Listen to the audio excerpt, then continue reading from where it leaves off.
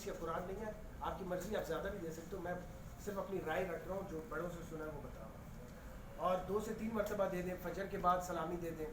سلامی کا مردوں کا ٹائم جو رش کم سے کم ہے وہ ہے جب آپ اشراق کے آدھے گھنٹے کے بعد سلامی دینے جاؤ گے، بالکل رش نہیں ہوگا، کیونکہ فجر کے بعد بہت رش ہوتا ہے، عصر کے بعد بہت رش ہوتا ہے، ظہر کے بعد قدرے کم ہوتا ہے، عشاء کے بعد قدرے کم ہوتا ہے، مغرب، عصر، فجر اس کے بعد زیادہ ہوتا ہے.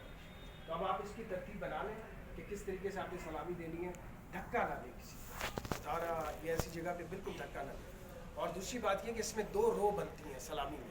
ایک رو وہ ہوتی ہے جو روزہ رسول کے بالکل جالیوں کے ساتھ سے جاتی ہے، وہ عموماً بند ہوتی ہے، جب رش ختم ہوتا ہے تو وہ کھولتے ہیں. کچھ لوگ کیا کرتے ہیں، ادھر کھڑے رہتے ہیں اور ادھر جمگٹا بنا لیتے ہیں جبکہ دوسری رو چل رہی ہوتی ہے. تو ہم اللہ سے مانگیں، یہ کوئی مسئلہ نہیں ہے. روزہ رسول کی سلامی گنبد خضرا کے سامنے ادھر سے بھی ہو سکتی ہے اور جالیوں کے ساتھ سے بھی ہو سکتی ہے. جو یہاں پہ کھڑا ہو گیا اس نے مدینہ میں آ کے مسجد نبوی میں الصلاۃ والسلام علیک یا رسول اللہ کہہ دیا، اس کی سلامی ہو گئی.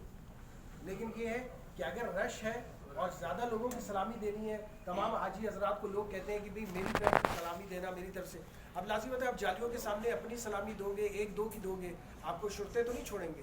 تو اس کے لیے اگر آپ تسلی سے سلامی دینا چاہتے ہیں تو مغرب کے بعد، عشاء کے بعد یا فجر کے بعد آ کے آرام سے گنبد خضرا کے سامنے کھڑے ہو جائے پیچھے کی طرف، اور ادھر آرام سے کھڑے ہو کے الصلاۃ والسلام علیکہ جس کے لیے کہنا چاہتے ہیں، بھئی اس کی شفاعت ہو، اس کی سلامی ہو، نام لے کے جن جن لوگوں نے ہم پر بھروسہ کیا.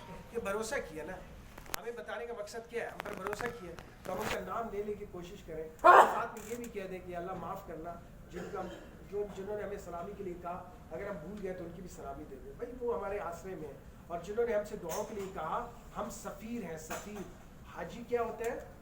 سفیر ہوتا ہے، جیسے ایمبیسڈر ہوتا ہے. ہم ان سب کی دعاؤں کو اللہ جل شانہ سے یہاں قبول کروانے کی استعداد رکھتے ہیں. اسی وجہ سے اللہ نے ہمیں چنا ہے. یہ جتنے حاجی آئے ہیں مکہ اور مدینہ میں، ان سب کو اللہ نے چنا ہے اس 2.2 ارب انسانوں میں سے. اور ہم پر یہ بات ضروری ہے، لازمی ہے کہ جن جن حضرات نے لوگوں نے ہم سے دعاؤں کے لیے کہا یا نہیں کہہ سکے، کہنا چاہتے تھے، ان کے لیے بھی ہم دعائیں کریں اور ان کے لیے سلامی ضروری ہے. اچھا، یہ سلامی کی ترتیب ہوتی ہے. اس بات کی سلامی کی ٹائمنگ مختلف ہے، وہ اپنی ٹائمنگ کے مطابق جو ہے وہاں پہ نہیں ہے. ان لوگوں نے جو عورتوں کی سلامی ہے اس کی ٹائمنگ اور ان کی وقت کیوں متعین کی ہے، کیونکہ عورتوں میں یہ تھوڑا سا مسئلہ دیکھنے میں آیا ہے کہ وہاں پہ دھکا اور ایک دوسرے کو آگے کھینچ پیچھے دوڑ والا قصہ بہت ہوتا ہے. اور دوسرا یہ کہ پھر وہاں پہ کچھ ایسی چیزیں ہوتی ہیں جو کہ خلاف شرع ہے، شریعت کے خلاف ہے. تو اس وجہ سے وہ کچھ بدعتیں ہیں، کچھ لوگ اپنے سے بنا لیتے ہیں جس کا قرآن اور حدیث سے کوئی تعلق نہیں ہوتا. تو اس وجہ سے بھی یہ جتنے بھی لوگ ہیں وہ کوشش کرتے ہیں کہ ان کو جو ہے وہ محدود کرنے کی کوشش کرتے ہیں. تو عورتیں جتنی بھی مستورات، فجر کے بعد ان کی ٹائمنگ ہے اور عشاء کے بعد ان کی ٹائمنگ ہے، اور اس ٹائمنگ میں کوشش کریں کہ یہ کریں. تو یہ اس میں یہ سلامی کے لیے ہوگا. اس کے علاوہ زیارتوں کا، یہ جو جنت البقیع ہے یہاں پہ عورتوں کا داخلہ ممنوع ہے. جنت البقیع میں عورتیں نہیں جا سکتی قبرستان میں، صرف مرد حضرات جو ہے وہ جا سکتے ہیں.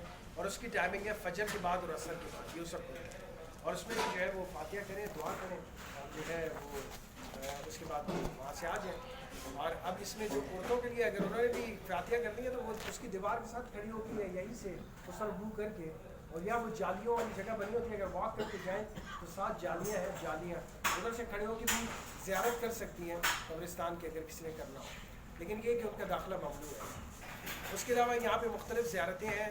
مسجد قبلتین ہے، وہ انشاءاللہ جب حاجی مسعود صاحب اور یہ گلف اور بولان والے جتنے بھی ٹریول والے آپ کو انشاءاللہ لے جائیں گے تو آپ اس کی زیارت کرو گے جہاں پہ 2 قبلے چینج ہوئے ہیں. اور اس کے علاوہ مسجد قباء بھی جائیں گے زیارت میں، ادھر بھی نفل پڑھیں گے. اور بھی مسجد جمعہ ہے، مختلف زیارات ہیں، وہ ساری کروائیں گے. مسجد نبی کے اعمال میں سب سے بہترین عمل جو ہے وہ ہے درود شریف کی کثرت. سب سے بہترین عمل جو ہے وہ درود شریف کی کثرت اور قرآن شریف کی تلاوت ہے. مکہ میں یہ ہوتا ہے کہ ہم حج عمرے میں ہوتے ہیں تو مصروف ہوتے ہیں، وہاں پہ طواف سب سے بڑا عمل ہے. مکہ کے اندر خانہ کعبہ میں سب سے بڑا عمل طواف ہے. یہاں پر سب سے بڑا عمل جو ہے وہ ذکر اذکار ہے، درود و سلام ہے، حضور پاک صلی اللہ علیہ وسلم سے مانگنا، اور جو ہے مرد حضرات کے لیے بہترین جگہیں جو مشائخ اور جو ہے جتنے بھی ولی اللہ ہیں انہوں نے مختص جو پسند کرتے ہیں اس جگہ پہ بیٹھنا، وہ ہے مسجد یہ گنبد خضرا کے بیک والی طرف جہاں پہ چھتریاں ہیں، اوپن جگہ آپ پیچھے سے جائیں گے گنبد خضرا کے بیک پہ جہاں پہ چھتریاں ہیں اوپن جگہ ہے، اس جگہ پر اگر آپ بیٹھیں گے تو وہاں سے آپ کو گنبد خضرا کا نظارہ بھی ہوگا اور وہاں پہ آپ درود شریف اور تلاوت کر سکتے ہیں۔ زیادہ تر جتنے ولی اللہ ہیں اور بزرگان دین ہیں وہ اس جگہ کا انتخاب کرتے ہیں وقوف کرنے کے لیے، بیٹھنے کے لیے، وہاں پہ اعتکاف کی نیت سے۔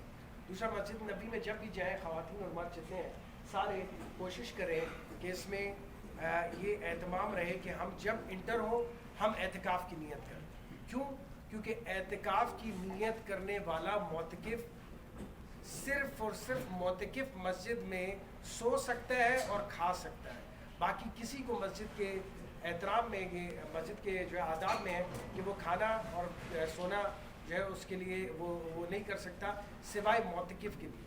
تو اس وجہ سے کوشش کریں کہ جو ہے اعتکاف کی نیت سے جائیں کہ میں اعتکاف کی نیت کرتی ہوں یا اعتکاف کی نیت کرتا ہوں جب تک مسجد کے اندر، تو پھر یہ جب تک مسجد نبی کے اندر رہے گا یا کسی بھی مسجد میں ہم رہیں گے تو اگر ہم نے سونا یا کھانا ہے، کیونکہ کوئی اکرام کر دیتا ہے کھجور کا کسی چیز کا، کھانے کی نوبت آ ہی جاتی ہے مسجد کے اندر، اور اس طرح سونے میں بھی کبھی کوئی ٹیک لگاتے ہیں اس کو نیند آ جاتی ہے، تو اس وجہ سے سونا اور کھانا دونوں اس صورتوں میں ہوتا ہے کہ جب ہم اعتکاف کی نیت سے مسجد میں جائیں۔ تو اعتکاف کی نیت جائیں، کوشش کریں، ہمارے پاس 8-9 دن ہے، اس میں قرآن شریف ایک قرآن شریف تو ہر شخص کوشش کرے ختم کرے، اور وہ اس وقت ہوگا جب ہم 3 پارے 3-3.5 پارے دن کے پڑھیں گے۔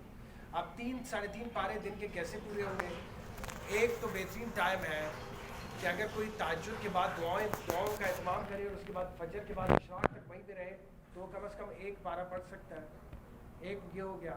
دوسرا ظہر کے بعد اگر وہ رہتا ہے تو وہ دوسرا پارہ پڑھ سکتا ہے۔